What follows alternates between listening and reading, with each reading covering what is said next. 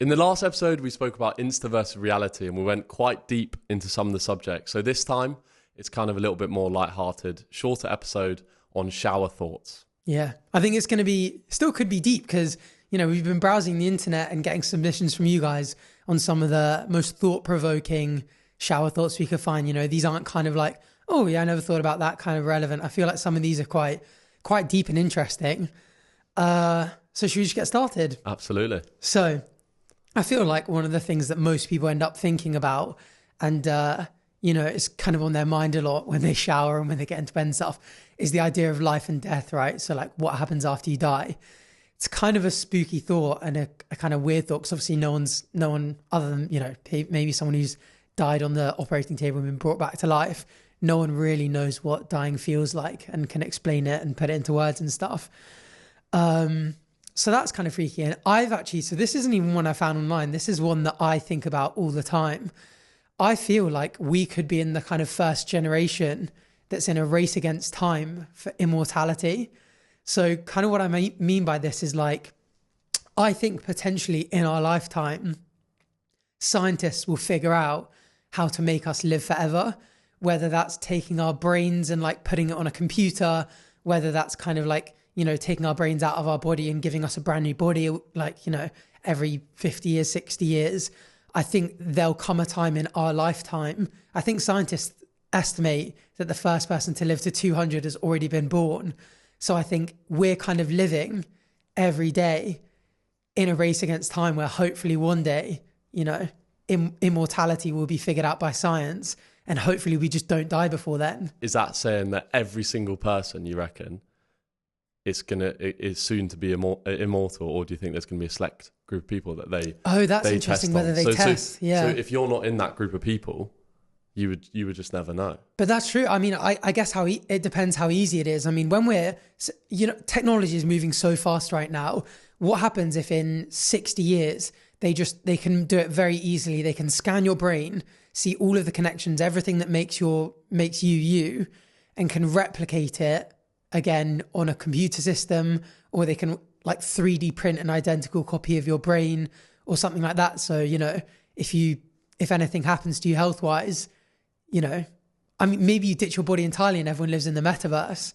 Yeah. Do you know what I mean? Well, I guess there's an argument there then for what actually being immortal is, because you're technically now, all of us live forever because our digital existence lives forever, right? So like our presence online, which we're not like, we can't have new thoughts or we're not active, but technically our legacy is still there and it lives forever, then more so than back in the day when you didn't have that digital footprint. Yeah, that's true. I think a lot of people, throughout human history will have potentially just died and been entirely forgotten about. How long will our sort of Facebook, Twitter, YouTube, Instagram accounts be around, after we're gone? That is interesting. But no, I mean more like, that's an interesting one. Kind of, it's a kind of different kind of take. It's kind of like have you ever heard the phrase, you die twice? Once when you die, when your like body dies, and a second time when someone says your name for the last time. So that's the kind of, Oh yeah, true. Yeah. Kind of interesting. Wow, just kind of like, yeah. So as in like, obviously you got your grandchildren and probably their children, and then almost no one would necessarily talk unless you have some insane legacy. Yeah, but I think going back to the idea of immortality, I don't mean like how long will we be, will our presence be felt like in that sense. I mean, you as Freddie, your brain going into the metaverse as you, so you're generating new thoughts, okay. You just continue to exist. And so like, say for example, me and you both live to 100. If one of us dies in a car crash when we're 60, we're gone forever. But if the other one lives to 80 or something, and 80 is when we hit that point where we can use technology to essentially live forever, regenerate bodies, live on for that. It's something I'm always conscious of, just thinking like, I really hope, because I get, obviously, as quite a lot of people do, this kind of fear of death. I think all the time, like, I really hope if it happens in my general estimated lifespan that I just live long enough to be one of these people. So you'd really want to be one of these people? I think so. It's a weird one, isn't it? The kind of idea of living forever, because I think some people are like, a lifetime is long enough for me. But the idea of it, I think, freaks me out, where I'd at least like it to be my choice when I go, rather than being like, oh, I'm old and that's it, my life finishes. Do you know? Well, I mean, would you want to live forever? I mean, I think it depends on your health, right? So if you were just not really fully functional and you were 80, 90 years old and you couldn't really experience life as such, then it's not necessarily worth it. But if you're saying that you'll basically generate new found superpowers because you're effectively born again in the metaverse. Yeah, let's just say we can transfer your consciousness into the metaverse. Transfer your consciousness, and then you also have the superpowers of like feeling strong, fit, healthy, well thought, like you are in your 20s, 30s, 40s. Then potentially, I mean, I think with anything, when it's brand new and you're the first of anything, and there's that level of unknown, then it's kind of scary. You don't really know. Yeah, I agree. If it's been around and the tech's been around for that long, then I think it could be like a really exciting way to think of life. Like you just basically, you're there forever and you're still functioning to your full capacity. Yeah, I guess life couldn't really be much better if you were just in the metaverse permanently, because like, yeah, you never get sick, you never get old, you never age. You can it's almost kind of like how I guess people would imagine heaven, just living on in eternity, like being able to kind of do whatever you want. Because I mean, if you're in the metaverse, what's stopping you from having a massive mansion? You know, if it's just data on a cloud. I mean, eventually, obviously, it's not forever, because I think obviously science predicts that one day you'll have the heat, the heat death of the universe, where sort of like, you know, the sun burns out, all the suns burn out, everything like that. And it's sort of like you get to this kind of part where the universe burns out. Yeah, so you essentially survive until the earth exists. Until it ceases to exist. Yeah, pretty much. I don't know though, because imagine, you know, your data is deleted. There's another really interesting question that comes with that though, and goes like, is it actually you? So if someone can copy every single like pathway link in your brain and get the exact same thing and copy it onto the metaverse and put it in there, so that person is you in every sense of the word, personality-wise, memories, all that kind of stuff, and then your physical body, you know, they put a bullet in your brain, are you living forever? Or is that copy of you like a clone almost? Like, is it not you? Yeah, that's the thing as well. I almost quite like the fact that I forget a lot of stuff that happened in my life. Like, honestly, I don't want to remember absolutely everything. That's true. And I think we often as humans have selective memory anyway. So we will remember the stuff that makes us happy or brings us a lot of joy, or even potentially a lot of sadness. So those extreme emotions that we feel and that we remember forever. Whereas imagine literally going into a database, hand selecting whatever memory or time or period that you want to go back to, and you just could click of your fingers. Yeah. I think that's potentially too far, and it's almost like bigger than the scope of our brain that can actually handle. Yeah, that's true. So then you're actually living as essentially as a robot, rather than you don't have those human emotions or those highs and lows that you kind of reflect back on your life and think about those extreme times, rather than just going back to any period of time you want. It's almost like a question of, it's almost like the Matrix type thing, isn't it? Like, would you rather live in a reality where there's suffering and stuff, but you know it's real, or take the other pill and, you know, you're in this perfect universe, but, you know, you're just not aware that none of it is real. And it's like, does it even matter? You know, if you can live on the metaverse and live in a mansion and spend every day on the beach and every night skiing, does it really matter? But I think, I'm not entirely sure whether this is even what you were getting at, but you know, like as you get older, you experience more embarrassing events, you lose more family and friends, you learn more horrible things. I feel like by the end of my life, I'm going to have so much stuff on my brain where I'm just going to be like, I'm actually ready to go, because I almost can't. You can almost take some kind of like peace from the idea that one day you're going to be dead and nothing will matter. So, you know, getting rejected by that girl, losing that job, getting hate comments, anything, whatever it is in life, doesn't matter that much, because you're just like, well, one day I'm going to be dead and no one's going to care. Yeah, that's so true. I think a lot of people live life like that as well. Like I certainly do. If something like really embarrassing happens to me, like I get rejected by a girl, God forbid, never happens. Happens to me all the time. Then yeah, you just think, oh, I'm going to die anyway. Nothing really matters. But it doesn't take away from the emotion that we feel at that time. So you almost want to go through life with those extreme emotions, those highs and lows, and you almost you want to suffer. It's part of life. Yeah. And I think if you try to kind of simulate a perfect existence, it goes back to a question that we discussed briefly last episode is, would you be happy? I guess that's one of the main deep moral questions, isn't it? Like, why do we have bad? Is it so that we can appreciate the good? Exactly. Kind of going to a slightly lighter topic, but a still kind of like weird kind of thing. It's not entirely like death, but it's a little bit like it, is sleeping. So, you know, when you're asleep and you're not dreaming, time kind of passes by and you're not even aware of it. I kind of imagine that's what being dead might be like. But don't you think dreams are just one of the weirdest things in general? The idea that you're kind of living out a movie, sometimes a horror movie if it's a nightmare, in real time, that your brain is like scripting whilst you're living it out and experiencing it.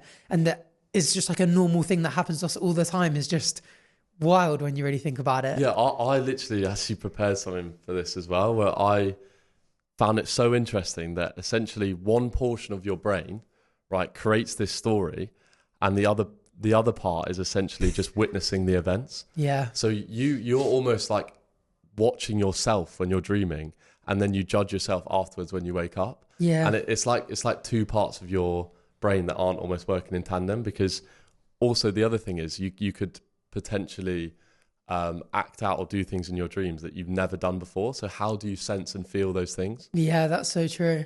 It's a weird thing. I think I remember Googling it once and being like, what's the point in dreams? And I think it was back to the days before, you know, front doors and locks and street lights, when sort of like, you know, we'd experience a wolf chasing us. So it would like kind of keep us actively thinking about things like that, so that when it happens in real life, we're more prepared for it. So maybe it was like an evolutionary advantage for people who had nightmares, because they'd be like, oh, this is happening. I kind of remember this in a dream. You know, I woke up and was like, why didn't I just do this? And I'll do it now. But have you ever heard of lucid dreaming? Yes. Have you ever done it before? No, but I've spoken. I remember there was actually a guy at school that you probably... Was it Millen? Millen, yeah. Yeah. He convinced me that it was a real thing, but I was never able to do so. Maybe I wasn't quite intellectually advanced as yourself or Millen to be able to get to those levels. But it's essentially where you control your dreams, right? Yeah. So it's so fascinating. So I actually sat next to Millen in maths, and he convinced me. I remember him sitting me down once and being like, you spend 8 hours of your day, probably 1/3 of your existence asleep. And he was like, and you waste it. And I was like, what do you mean? And he was like, you could be flying over mountaintops, swimming in the deepest rivers. You could be dating gorgeous women, all this kind of stuff. He was like, you can do whatever you want, like throughout your sleep. And I ended up being like, okay, you know what? I'll entertain it. And so the general idea is to be able to realize when you're in a dream, and once you're in it, you can learn to control it. And so how it would work was there'd be loads of triggers throughout the day. You know, some people, whenever they remembered to, whenever something weird would happen, something like that, they would check either the time, or they'd try and read something, or they'd count the number of fingers on their hands. And the point is that these things in dreams don't work. So if you try and read a paragraph in a newspaper in a dream, it jumbles, it doesn't make sense, because your brain can't write something on a newspaper quickly enough. And if you try and count your fingers, this is what I used to do. If you try and count your fingers, you can't count 5 of them. It just looks like a weird blur of just a weird number of digits. And so throughout the day, I trained myself to constantly just go, am I dreaming? Look at my fingers, how many have I got? If I went 5, oh, it's fine. And eventually I'd be in a dream and I'd be like, how many fingers have I got? Whoa, a weird amount. Oh my goodness, I'm dreaming. And then you can learn to control it. And it's actually really hard to learn to control dreams. I actually took 6 months to learn how to fly in dreams. So you were actually successful? So yeah, I wasn't perfect at it. I couldn't make anything happen. But the way it kind of works is, once you realize you're in your dream, what tends to happen in a dream is what you're expecting to happen. So the way you teleport, right, is say you're in a terrifying, you know, you're in the middle of a volcano and there's a demon in front of you. If you want to teleport to a beach, you just imagine a beach behind you. You turn around and it just is there. And that's how it works in a dream. Because if you picture it behind you, you turn around, it's there. And it's the same with flying. If you can convince yourself to jump, that when you jump, you're going to fly away and you feel like you're flying, you will. But your brain so instinctively, when you jump up, makes you go, oh, I'm going to go back down. Because obviously that's so instinctive. You have to like train yourself to not expect yourself to fall again. So you're saying you had a few experiences where you tried to fly and you just fell? Yeah, I would be jumping in it. It'd be like I was on the moon because I'd go up, float a bit, and then I'd fall back down, and I'd be like, why can't I fly? And it took me ages to be able to get to the point where I could just jump and I would just fly, and I'd sort of like Superman through the sky. But there was a good year or two. I wish I had kept it up, because there was a good year or two where almost every night I would have a dream, and I'd have a lucid dream, and I would have been like 15, 16. And genuinely, I would literally like, I was massively into surfing around the time. I would imagine myself in the sea with the like biggest wave impossible, like coming up behind me. I would go on dates with girls. I like imagine like, oh, who will it have been back in the time? Because they say as well, apparently, if you write down what happened in your dream the night before, that helps you to then pick up on reoccurring dreams that may happen. Yeah. And then you remember those instances, and then you can sort of realize you're in a dream and control it to some extent. But I don't know, I just always pass out. And I literally never remember my dreams as well. So that's interesting. So a part of the thing you're supposed to do to lucid dream is write a dream journal. You're right. So like you tend to notice things that happen in your dreams more. And we tend to forget dreams a couple of seconds after they happen. But the more you write a dream journal, for some reason, the more you can remember dreams. So if every night you're writing down the dreams that you remember, a week later, you'll wake up and be like, I remember this dream and it happened. For some reason, it makes you remember them more. But I might get back into it. But generally, if you're curious, there's a subreddit called r/lucid dreaming. It'll teach you how to do it. And genuinely, like you can live life almost exactly kind of how we were describing in the metaverse. You can live your dream life for these nights whilst you're asleep. And yeah. So what would you say was the coolest thing that you did in your dream? What was something that you just feel like it was one of the best experiences, and you felt, as Millen was saying, you're wasting your time, you're wasting your hours when you're asleep? How do you feel like you effectively maximized it wasn't productive because you can't, for example, study. Like you can't gain new information because everything in the world is like inside your brain. So I remember thinking like, oh, if I could like study the night before an exam in my dream, ideal. I tell you what, I actually remember having this conversation with you. Really? I literally remember saying to you in school, because you were obviously a massive nerd and you were like, smash every subject. But I was like, imagine if you didn't need to sleep. So you could effectively feel the same as someone else. You'd feel the energy levels. You'd feel like completely yourself, like well rested, as if you slept for 8-9 hours. But you just were awake that time. So how ahead in life you would be compared to your peers. I still think that now, just the kind of, especially, I mean, obviously you're about to quit your job, but at the moment, don't you feel like, I definitely felt this when I was in my 9 to 5, like I'd wake up, go to work, come home, gym, prep dinner, eat dinner, clean up, and it would be time for bed.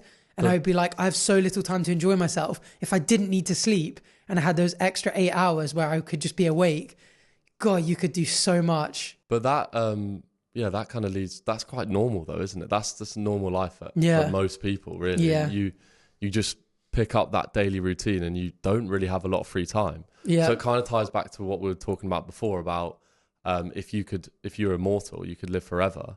Imagine all the years you could get back and all the free time that you'd have after you retire. Like, do you feel like you'd have to always contribute to society if you were living for 100, 200 years or even further? What happens with, like, say, employment? Yeah, that's true. Well, I think you'd get to a point, like, say, for example, you eventually saved up enough money to buy a house and you could rent it out and that was covering the mortgage and stuff. It would eventually get to the point where 25, 30 years later, you've paid off the mortgage using the rental money and you've just got like kind of assets that are just bringing in money that would, and obviously with like compound rate, like compound interest calculators. Can you imagine if you live for 300 years? Like you stick 100 quid in a bank and you'd be so minted, as long as it was outpacing inflation, which obviously it isn't at the moment. But if your interest was outpacing inflation, you'd be a billionaire if you live forever, because eventually you just keep putting money away into savings, keep those investments growing. And even if you were a fry cook, you'd I don't know why that came to my brain. That was my first ever job, flipping burgers on Wayne kiosk in Jersey. But you know what I find interesting though? I think if you went back in time and showed our ancestors the way we live today, they would almost think that we're living in this perfect universe now. Do you know what I mean? Almost as if we're living a perfect dream in terms of like, roof over our head. We never have to worry about predators. I mean, I'm going back more than just like our grandparents. even our grandparents may do, but like the fact that we're most of us, or at least most of us in sort of our society at least, you know, we're well fed, we're warm, we've got a roof over our head. Like in terms of like the number of people that experience like the key like things you need to like survive and live a comfortable life, so many, I think, you know, of our ancestors look at this and just be like, I can't believe this is real. Like how much of human history has just been a struggle to survive diseases, you know, not dying of tooth decay when you're 40 years old, you know, like surviving childbirth, like all these kind of like ridiculous things that like so much of our ancestors like struggled towards, like we don't even think about anymore. Yeah, I think definitely now there's obviously a very low risk of death, like there was, like in terms of we're not going to war. Well, we are, but like we're not having to fight, say, on the front line, like back in the world wars. We're not, our healthcare is really good. We haven't got high risk of all these diseases. We've got well-researched scientists that are exploring vaccinations and things like that to prevent diseases. So we have everything in place for like basic level happiness, they say. But I almost disagree in the sense that I feel like you could not predict, say, even a few generations ago, where we're at the moment in terms of the tech, social media, these almost newfound issues. I just don't think you would be able to predict back then. So I even think if you were looking in now, say if you lived a couple hundred years ago, you wouldn't really recognize or understand anyone's issues because it's just so unrelatable. And I think, obviously the basic means in terms of shelter, food, health are kind of been well established, and that's just kind of an expectation now. But there are just so many in terms of technology and things and advances that you just couldn't have predicted back then. Yeah, I think technology now is just crazy and how fast it's gone. One of the shower thoughts actually that I found, that just going like 100 years ago, it would just blow someone's mind that you could have this tiny little thing in your hand, and if you tap it in the right sequence, like your dinner will just show up at your door. Like you won't have to speak to anyone, you don't have to do anything, just like tap this bit of glass a couple of times in the right order and you can get someone to come around and clean your house or bring you dinner, or, you know, you can buy something and it will arrive at your door the next day. Like so much of tech nowadays is so advanced. And you almost, I mean, actually, interestingly, did you see it was a TikTok, I think it went around, but it was video footage of Jerusalem. I think it was Jerusalem in 1897, and they had made color footage out of it. And it's so weird just thinking like now, you know, we can look back in time and kind of like see what things are like.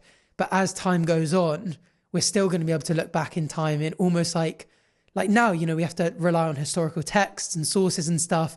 Like everything now is so well documented. It's to such a ridiculous degree. In fact, there's a crazy stat. Where was it roughly? That more data has been created in the last 2 years alone than in the previous 5,000 years of humanity. Wow. Isn't that just crazy? That is mental. But I think, that ties into what we were saying earlier about we can now almost remember times that we wouldn't previously have because everything is documented. And now they're potentially going forward, say future generations, there's less argument or debate of history or what has previously happened because everything has been mapped out. Everything's filmed in high definition color. Obviously there's a certain level of propaganda involved, but no doubt. But still everything is kind of documented more so than previous times. So it's definitely less ambiguous. Yeah. You know what I find really interesting? The Google Earth stuff.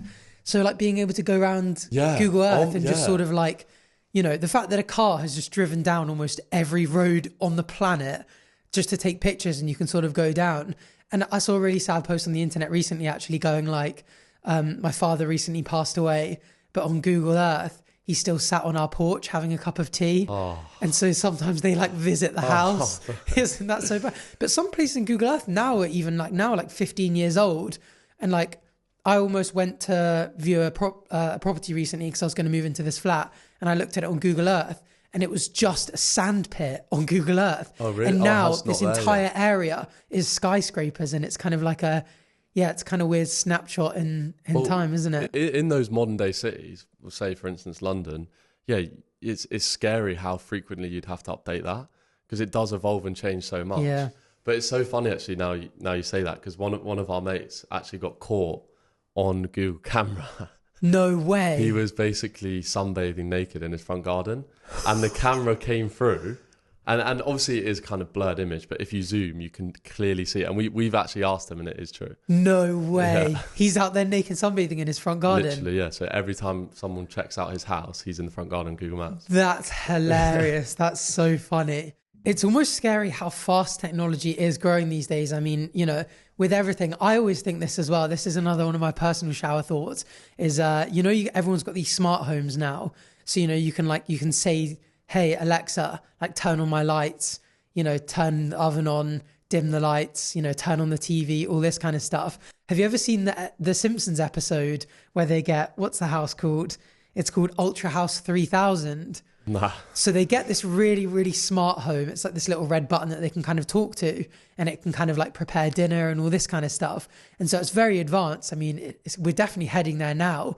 But the smart home falls in love with Marge and tries to kill Homer. Yeah, I've seen that. By throwing him in the like dining room garbage dispenser or something. Yeah, yeah. And it is scary. There are loads of kind of like shower thoughts online of people saying like, you know, what happens one day there's a warrant out for your arrest and you're driving in your hands-free autopilot Tesla and it locks the doors and drives you to the police station. Yeah, I think that's one of the scariest things for everyone in terms of automation or robotics and the advancement of that, is that as soon as they become conscious and they can make their own decisions, then they could literally control the whole of humanity. That's when that's proper freaky. Or even if there's just centralized, even if it's centralized before it gets there and, you know, you've got the government in control of it. True, yeah. You could easily have a tyrannical government. Imagine lockdown happens and they go like, everyone must remain in your house. You can't even go in your own garden or something. And they press a button and everyone's house just locks because everyone's got these AI things and you just can't go out. Or say, for example, they're like, oh, Fred, you said a controversial tweet 6 years ago. Your fridge is only going to give you access to water and bread.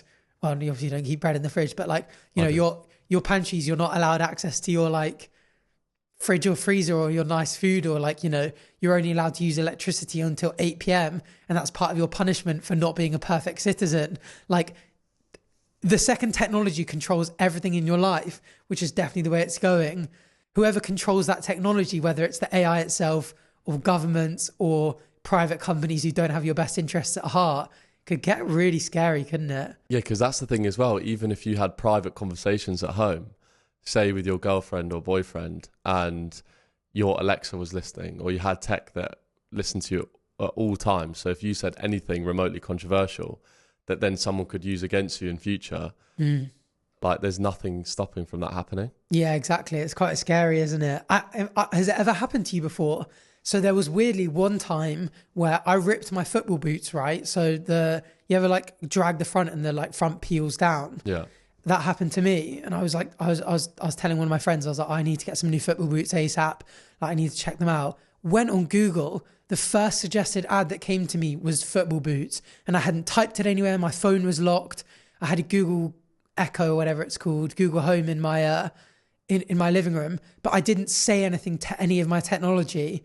And the first ad suggested to me was football boots. So they were listening to that conversation. Yeah, so and that really scared me. That's hugely relevant. Like, your phone is obviously with us at all times, and then it'll come up with suggested ads, won't it? So I've had it before, or where you say Google something, even on your laptop or like on a separate device, and then you've got ads on your phone that come up related to that. Yeah, there's actually a really funny case that happens quite a lot of you. So if you follow YouTube creators, they kind of respond to a lot of like YouTube support and stuff. And one thing they get a lot is like, I was watching this video. Why is like Magic Mike topless men dancing being suggested as an ad? And they always reply like, these are smart ads. They're based on your search history and behavior online. So these people that are going like, why am I getting this kind of thing suggested to me? It's actually based on what they're searching for, which is hilarious, but it's also kind of weird. It's like when I started TikTok, and then you've got your mates or people around us they're going, oh, why are you on that? It's just literally I downloaded it. It's just full of like naked women or like people in underwear and lingerie. It's just girls dancing in their bikinis. Yeah, and it's like, well, no, it's not for me. That's just you, bro. That's just because that's all you watch and like. Yeah, exactly. And that's quite telling that that's coming up. Yeah, that is so funny. And actually, did you ever see the story of the Amazon predicting the woman who was pregnant? So Amazon started suggesting to this like family's Amazon account, like diapers, milk, like whatever you call it, like artificial milk for babies and stuff. And the dad wrote a really angry email to Amazon being like, why are you suggesting that, you know, my daughter might be pregnant and stuff? She doesn't engage in any of that kind of activity. You know, you need to get your data and stuff sorted out. And about a month later, she fell pregnant. Wow. And Amazon knew before she did because of, I mean, goodness knows how deep their data goes in terms of the stuff she was searching, behavior, purchasing. Maybe she was buying more vitamins, or maybe she was searching, why does my tummy hurt, or why have I got morning sickness? And the algorithm had picked up all this data and gone, we think she's about to have a baby and be pregnant, start pushing prams and all that kind of stuff. And Amazon knew before she and her dad did that she was pregnant. Isn't that crazy? That's almost a positive thing though, in that sense. Whereas imagine, say, the tech would help you or find out, say in the extreme circumstance where you had cancer and you didn't know, and you were like encouraged through your device to go get checked or go to the doctor, and you may not have done, and it may have developed and got worse. So I guess there's some instances where it could genuinely save your life. But I think the fact that it's spying on us at all times, and the fact that it's listening to us, I mean, I'm probably going to go on my phone after this and something's going to come up about saying how bad our podcast is, or how we need to invest in better mics. But it's just like, you can't get away from it, and you can never get a break. Yeah, that's true. Because like, how do you leave your phone behind? Everything's there. Like, if I don't know if you get this, and I hate the fact that I feel it, but if I leave my phone behind, I feel constantly a bit like anxious, like, gosh, what if someone's calling me? What if there's a message saying, you know, my dad's gone into hospital and I need to like, I really struggle to not have my phone on me at all times, because I just like, I kind of am afraid of not having the kind of instant contact ability. So it just always is with me. And so my data must just know everything about me. Yeah, definitely. I mean, I even kind of get that break at the moment, because obviously I've got my last week of my corporate job, and having that blocked period where you're in an office, you're working, I'm not really on my phone, that almost gives me a really good mental break. Whereas that's one thing I'm really conscious of going full time, doing kind of more content creation, social media, just being on my phone, disgusting amount. Yeah. And like not being able to set boundaries, just always refreshing things, because you always feel like the next notification is going to come in, or I'm missing out. And if you actually looked back, say at your screen time the past 2 hours that you're on it, how much has really happened, or who's really contacted you that you maybe a loved one, or like, no, most of the time nothing is happening. Like we're looking at shower thoughts on Reddit. That's all we do. Yeah, it is interesting. So you know, I did Locked In. Yeah. So I did that YouTube series where for 2 weeks straight I had no access to phones and laptops and stuff. First day or two, it's weird. It's really weird. It makes you feel like you need to know. But the second you sort of go, okay, I accept it. I'm not like going to be on social media. I'm not going to be having my phone on me. It is crazy the difference it makes, like to your mentality of like how you just like making a cup of tea and having breakfast and like just chatting to people across the table from you, and not just you scrolling through Twitter or Instagram or TikTok or whatever it is.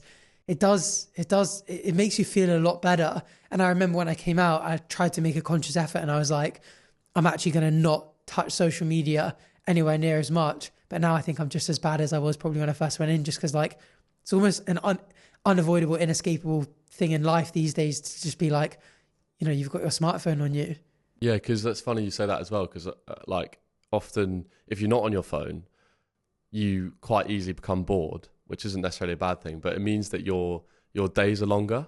And I remember you said to me after being on the show, you were like, now I can totally understand the people who go on Big Brother, I'm a celebrity, get me out of here, and they're like burst into tears when they haven't seen their mum for like 2 weeks. Yeah. When you're watching that, you just think it's the most ridiculous thing, because you're like, how, like you could easily have gone on holiday to Mexico for 2 weeks and not see your family and you wouldn't be upset. So why are emotions so high when you're in a show, is it purely because you aren't able to contact them? Like you're not allowed on your phone. Do you think that's a factor? Yeah, weird. I don't know. It would be weird to do it in a home scenario. It'd almost make an interesting long form YouTube video. Maybe we do it someday where we just go like for a week. Maybe we just go, we're ditching social media entirely, but live normal lives. So not locked in a house, but just being like, oh, we can't really do it because it's our jobs. Any money. Yeah, making money. Well, I guess that would be the content creation. You know, True, there'd be cameras, but we just wouldn't, we'd be like, we're not allowed to check any social media. But it's becoming a big thing now. People are doing this like social media detox. A lot of people just go, I'm taking a break from social media because I can't handle it. I mean, we've been doing a podcast for a week and we've probably got 100 comments being like, not everyone needs a podcast, fellas. Like this is, you know. I knew that was coming, to be fair. I did say that. You asked me at the start, you were like, how do you feel? I think you said if you had comments about not everyone needs a podcast, why have you got a podcast, bro? But yeah, we had one video, that went kind of viral on TikTok and every comment is pretty harsh. Yeah. Going back to the whole point of like advancing technology though, it's going to be interesting when the world becomes unrecognizable to us because it's an inevitability. I always think, I'm curious what kind of things you think we'll look back on and be like, I can't believe life was like that. There's a couple. For me, I find travel, like the fact that if we want to go to Australia, we have to spend 24 hours or whatever it is, total journey, is crazy to me. That's true. I know science says we can never travel as fast as speed of light, but at speed of light, you can travel around the world 8 times a second. Did you know that? That's how fast it travels. And the fact that I think one day, maybe even our grandkids will look at us, you know, whether we'll ever discover how to teleport, maybe not, but, you know, I imagine it'll be much quicker. And they'll just look at us and go like, gosh, it would have taken you an entire 24-hour commute. Or like, even if you want to get a plane to Barcelona, that's, you know, an hour flight away, 2-hour flight away, the fact that you have to like spend an hour or two getting to the airport, you have to wait in the airport for 2 or 3 hours and then get there and land. Like the idea of getting somewhere that's not actually that far away, taking like 6 hours, I think in not a long time, people will be like, that's so strange. I think our kids or grandkids could be like, I can't believe that was what life was like for you. Yeah. Also a side note from that, which I think could be interesting. Do you feel like, because I was actually having a discussion with my mum about this, about how the evolution of, say, how comfortable we are now with tech and being on FaceTime to our family. Because I've got cousins and stuff in Australia and we speak all the time. But do you think almost that has discouraged people from traveling? Because I genuinely feel like I can build an intimate connection, chat to my family, build a good relationship and speak to them every single week without having to go visit them. Like I haven't been to Australia in over a decade. And I feel like maybe back in the day or previously, I'd feel the need to travel a lot more than now. Yeah, back in the days of when you just had a Nokia and you sort of like, if you wanted that interaction, yeah, maybe. But it is interesting. But you'd like to think that sooner or later, because I mean, you're doing that because of convenience, right? Like you don't want to spend $1,000 and 24 hours traveling. It's just so long to see them. But if it was an hour and there was a super tube that ran underground that cut through, you know, the Earth's crust, would you, I mean, I take it you'd probably do it, wouldn't you? Yeah, that's what I mean. So until we get to that point, we're almost discouraged by the length of time, the cost. Yeah, definitely. And we debate whether it's worthwhile. But if you suddenly had a transportation system where it'd literally take you 2 hours to get to Australia, yeah, obviously I'd do it all the time. And I think I cannot wait for the day when everything is quick. Because I always think this, like, I would love to live somewhere like New Zealand where, like, you know, you can ski in the mountains, you can go to the beach and it's warm and, like, you know, there's plenty of greenery. But like, if I wanted to move to New Zealand, I'd have to leave London behind and the hustle and bustle of the city that I love. I can't wait for the day when you can travel to all these different countries and you don't have to wait for a once in a year holiday that's going to take you a week. You can just be like, oh, it's Friday, I'm clocking off work. I'm going to spend the weekend in Australia and just go to the beach on the other side of the world. Like it cannot come fast enough for me. The thing is, though, you say that, and I feel like everyone else would be the same. They'd be like, oh, I do it all the time. I go weekends away.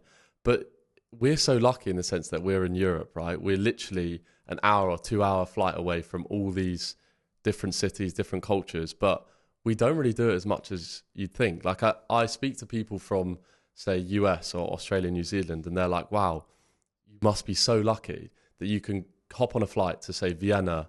You go to Italy in literally a couple hours, but people don't do as much as you think they would. Yeah, you would think they do. But I do think that's more because it isn't just a 2 hour flight. It is a 3 hour wait at the airport, 1 hour. If you could rock up and it was almost like flights left like buses. You know, there was a flight every hour and you just get on whichever one first goes. So rather than having to buy a ticket and make sure you're there well in time, you just go, I'm going to go to Barcelona. You buy a general return, you go through security and hop on the first one that's loading, you know, and you don't have all of these wait hours. I reckon people would do it more often, because I did it a couple of weeks ago. I went to watch Barcelona versus Real Sociedad maybe, and they won like 3-0.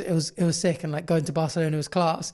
But like the journey did feel like a long journey, even though it was only a 1 hour or 2 hour flight. So yeah, I think people look back at that. I think there are other things as well. Like we're really close now with meat. I mean, I don't know how much of this kind of stuff you follow in terms of like lab grown meat. You know, we can already kind of do it, but when is it going to be on a macro scale?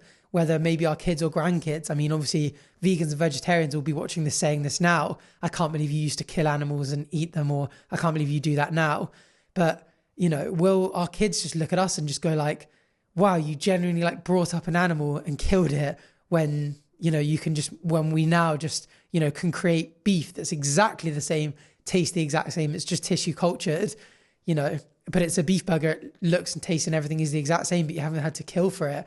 Almost like the same way we look at like Roman gladiators, the fact they used to kill each other for entertainment. I wonder if we look at it the same way. Yeah, I kind of probably agree with that, actually. It's just, again, it has to go through all those testing periods. It takes a long time for people to trust certain scientific experiments or have faith in what's going on. So it's almost like, I honestly think if today, and it probably already is, the tech's probably already there, if they said you can literally, with the exact same nutritional profile, exact same, like it tastes and feel the same, you get the same experience, but the steak that you eat was built in a lab, I still don't think people would eat it. Yeah, you'd have a natural hesitancy to being like, this is new science. I really just don't know.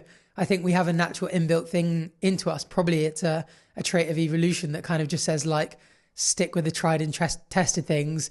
Because, you know, I guess if our ancestors were like, oh, that's a weird looking berry, I've never seen that before, you're better off being like, you know what, maybe I'm not going to try that until I've seen a bunch of other people eat those berries and live. Do you know what I mean? Yeah, it's almost like a gut feeling that you just have, and you can't really explain it, because there's clearly, say, the science is there, the evidence is there, but you just feel uncomfortable eating something or uncomfortable going ahead with that just because there's that trust hasn't developed yet. Yeah, exactly. Yeah. And I think there's obviously plenty of things like throughout history that's kind of made you go like, oh, actually, you know, people used to think this was healthy and actually it isn't and stuff. And obviously science is much more advanced now, you know, like modern medicine goes through like rigorous testing and stuff. But even then, like, you know, I know paracetamol and ibuprofen are like very, very safe. The chances of you having any kind of reaction to it is like 1 in a million.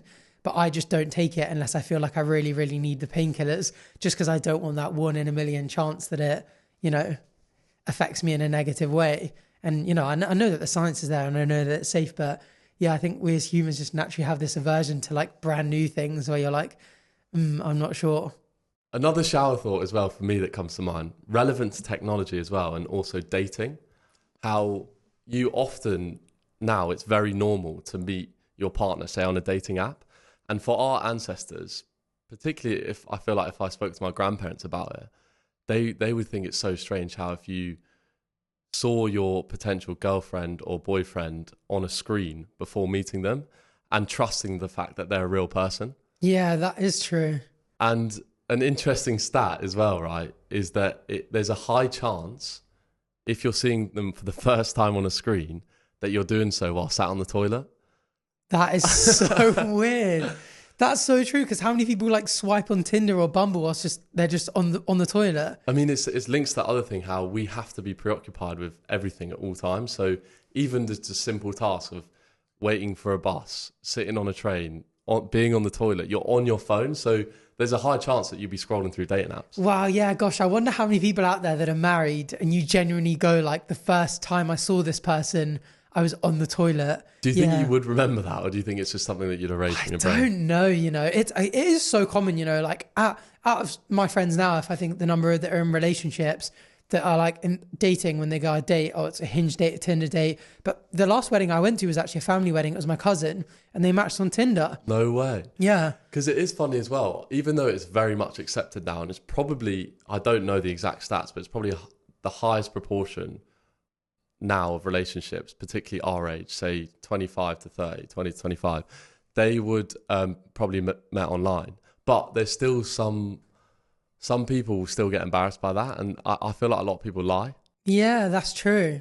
There is something weird about it. I think it stems from the kind of original era of the internet when sort of you'd have to go on these kind of like shady, dodgy chat rooms. True. And it used to kind of, you know, if you think about a guy on the early 2000s on chat rooms on the internet finding a girlfriend online, you kind of picture like kind of like basement dwelling guy who's like shopping for a Southeast Asian wife kind of thing, like, you know, the classic cliche of like the Thai bride. And so I think there's kind of like a stigma. You're definitely right about like people meeting online, but it should be so much more normalized now. I mean, it is crazy, like the difference in almost like in the probabilities of like you just meeting people, like, you know, back, you know, you go back 100 years and like the number of women my great grandfather would have run into in his life, you can run into that many women on 2 hours of swiping on Tinder. And, you know, for him, he'd have to go up to a girl in a bar, you know, approach the pretty girl at the bus stop and be like, you know, strike up a conversation and hope that they're interested. Whereas now you can swipe right on 200, 300 girls, maybe match with half of them and just like strike up conversations you instantly know. And I almost think relationships should be more successful now because like you can almost like the dating pool is just narrowed. But I mean, there's obviously this big thing. I don't know if you've heard of it. Like it's like an 80-20 rule or something, but like the top 80% of most right swiped people on dating apps of women, only swipe right on the top 20% of men. So like women tend to be, I think, a lot more picky on who they swipe right as, where I think men kind of like swipe right much more like leniently. Well, I think the scariest thing as a man is like you just don't want to be rejected. And so it now discourages people to do that in public. And it's very low risk, isn't it? True. Because you're almost shooting your shot without the risk of being rejected because you just never know if they didn't swipe right. Yeah, I guess you swipe right and you just think, oh, they couldn't. Yeah. Like it's kind of like a Schrodinger's thing when you first swipe because, you know, you're not getting rejected or accepted in as you make the initial approach as you would in a bar or something. Yeah, it is weird. And I think as well, going back to the point about people potentially lying or not being honest and how they met, I think it leads onto that in the sense that it's like, oh, you almost failed and you couldn't meet someone in person. Yeah. So you had to result in dating apps, but it's just not the case. Like most people now, I think most people do meet online. Yeah, because I mean, how often do you go out somewhere and you think someone like, you go like, that person is spot on my type? Like it's actually quite rare in real life to like just meet someone who's like perfectly your type. Whereas, yeah, you can go on these apps and find someone that's perfectly your type and there's 10, 15, 20 of them. So like the dating pool is so much wider. It's almost just like a numbers game, isn't it? It just kind of makes more sense because you can find, I guess, you're more likely to find what you're looking for with this just like incredible, but it is strange. I mean, you know, I don't know what the number is in terms of like how long we've had our ancestors have gone back male and female and there's sort of been like battle of the sexes. But, you know, you go back to the first single cells that kind of all life forms originated from like 3.5 billion years ago. There have just been at least millions and millions and millions of years of like, you know, kind of like a very, very different kind of competition in terms of like the sexes. Obviously, this is quite a heteronormative way of looking at it in terms of like male and female, but like, you know, the majority of our ancestors just kind of like the way that they would approach women and the way that women would approach men if it happened that way around. Like the dating scene now is just like unrecognizable compared with how it always was. And it's definitely, yeah, strange, isn't it? And I think leading on to our discussion as well, it's like almost looking into the future and how will that look in say 50, 100 years time? Will there be some sort of automated robot that hand selects your exact compatibility or partner that perfectly suits you?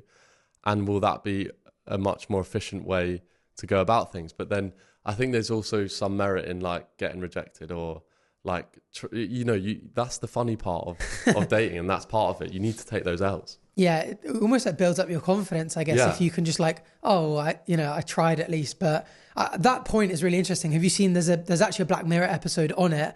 I don't know if you've seen it, where it's kind of like a Tinder and you meet up and it like matches you with the perfect person.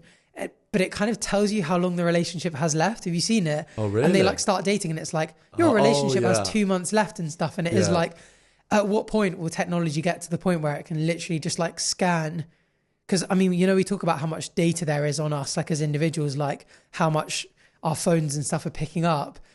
Given they know so much about us, how long until AI gets involved and goes like, this person, based on your personality, is supposedly the perfect match?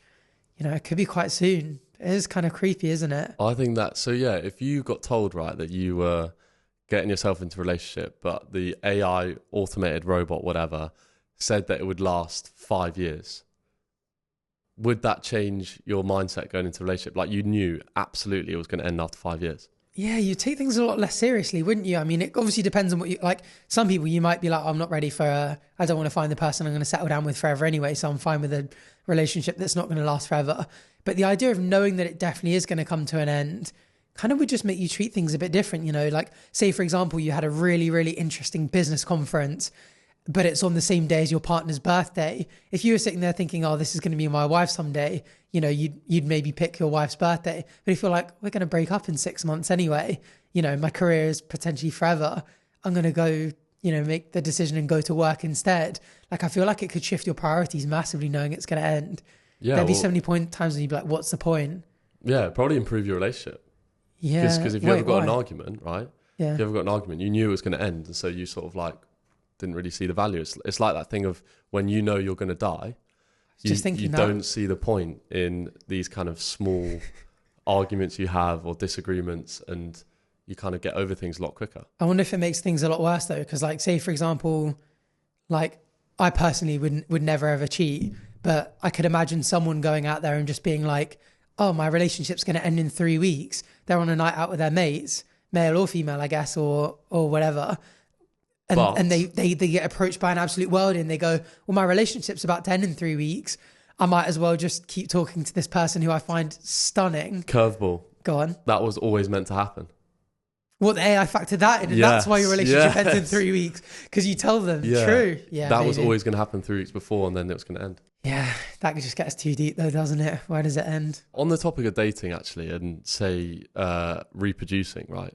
There's always that awkward time frame of like, say if someone is recently pregnant and they're at an age where you're not sure whether to celebrate it or whether it was an accident. Yeah, I know what you mean. And there's a shower thought that I recently thought of, right?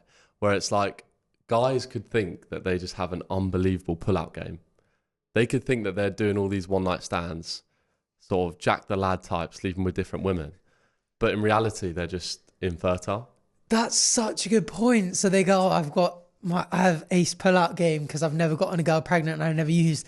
And actually it's because they're infertile. That's so interesting. Yeah, I mean, that could happen the other way as well, I guess, in the sense that, I don't know, they might not be on some contraceptive pill and feel like that every time they were safe and there was that's a really interesting point though. Yeah, the other way around, because if you're a girl and you kind of, you know, your period comes and you're like, yes, I'm not pregnant, but I slept with someone, and when it was unprotected, whether it was in a relationship or not, you're like, oh, thank goodness I'm not pregnant. I didn't want to be. I wonder if they have a bit of a fear in them that goes like, but actually, you know, I'm celebrating so I'm not pregnant, but I wonder if this is partly because I'm infertile. Yeah, definitely. There's that moment where you're like, actually, I kind of wish I... They wouldn't want to be pregnant. Not want to be pregnant, but I honestly think if someone gets pregnant, a lot of the time, they would take that as an opportunity or sign to be like, maybe it is time, we'll work it out. Oh, true. Yeah, I wonder. Because it is like a miracle experience. It's rare. And so I think a lot of people, maybe it looks from the outset that it was planned, but it wasn't. Yeah, true. One thing I actually find really interesting in terms of like, whilst we're on the topic of like reproducing and stuff, it's kind of another shower thought is if you're a female and you don't have a daughter, you are the first one in the history of all of your ancestors, going back from apes to tetrapods, amphibians, all the way back to like the first female ancestor, however many million or billion years ago, to not have a daughter. Because if you're a female and your mum had a daughter because it's you, and her mum had a daughter because it's her, and her mum had a daughter. So there's a daughter, daughter, daughter, daughter. They're all having daughters that had a daughter. And if you're a woman or a female, or, you know, you're giving birth to not a daughter, yeah, you're the first one in that long line. Wow. Isn't that so weird? I've actually never thought of that. Yeah. That is true. I wonder if they feel like there's any level of guilt of like breaking that chain. I think most people just wouldn't think about it. You just think like, oh, because I mean, it's out of your control. One of the good things about us, you know. Does that work the same as the other way then? With men? Yeah. Oh yeah. You just had daughters. Your dad's dad had a son. His dad had a son. Yeah, it is. Yeah. It's the same the other way around. Yeah. So your dad had a dad. Yeah, they've all had sons. And the interesting thing about that is that then you also lose your last name. That cycle's gone. Mm. Say, obviously, if you've got siblings, but say if you're an only child and then you only have daughters. Oh, yeah. Your last name is gone. Well, that happened with me. It's actually quite a sad story. So like the kind of matriarch in my family is my great aunt, and she fell in love with a guy who was in World War II, I think, and he died in a Spitfire accident, I think. I'm not sure exactly what happened, but she still got photos of them together. I think they were actually engaged. So in her house, she still got photos of them together, but she never fell in love again. And she was like, I've had my one true love. He died. That's it. I'm never going to get married. I'm never going to have kids, and didn't have kids. And so because she didn't have, any kids to pass on her surname, it's my second middle name. It's her surname, because essentially that, that surname. That's how you kept the legacy on. Yeah, would others have died with her, but my kids probably won't have it. So yeah, it's probably going to, and my granddad on my mum's side had my mum and my aunt. So it was just two daughters. So there was no male to pass down that surname. Will you not just keep that middle name now, not going forward, even if you had a boy or girl? I don't know, because when does it stop? Like you're going to have these kind of things in the family all the time where not every surname is passed on. You end up with kids with like 50 middle names because it's all passed on. It almost ties back into the original idea of legacy, where you just go like, perhaps the second time she dies is when I die and my surname goes, and that's the last time anyone's ever referenced her. But maybe now, which is one of the weirdest things about technology, is now the fact that I've spoken about her, she still lives on. She may live on however long this podcast goes on. I mean, what happens if in 10,000 years we've just somehow kept all of this data, and everyone listening, your profile photos, your tweets, your Instagram posts, all of this kind of content that you create? It's weird because like I can see pictures of my granddad, of what he was like as a kid, but my great-great-grandkids after I die will be able to go back and watch my podcasts and YouTube videos, assuming that the data is kept, and be able to like fully just like have conversations with me, like parasocial conversations, but listen and be like, this is exactly what it was like. Whereas the most I can know my great-grandfather in detail is this kind of green tinted black and white photo of him, unless they kept journals and stuff. Yeah, and I think time does obviously pass so quick. And even with all this tech, I mean, obviously social media is your job, so there is that digital footprint that you can look back on. But a lot of people won't, or necessarily forget, they might forget to record their moments and record things. So for some people, it is still difficult to look back on what they were like, or maybe to keep that legacy moving forward.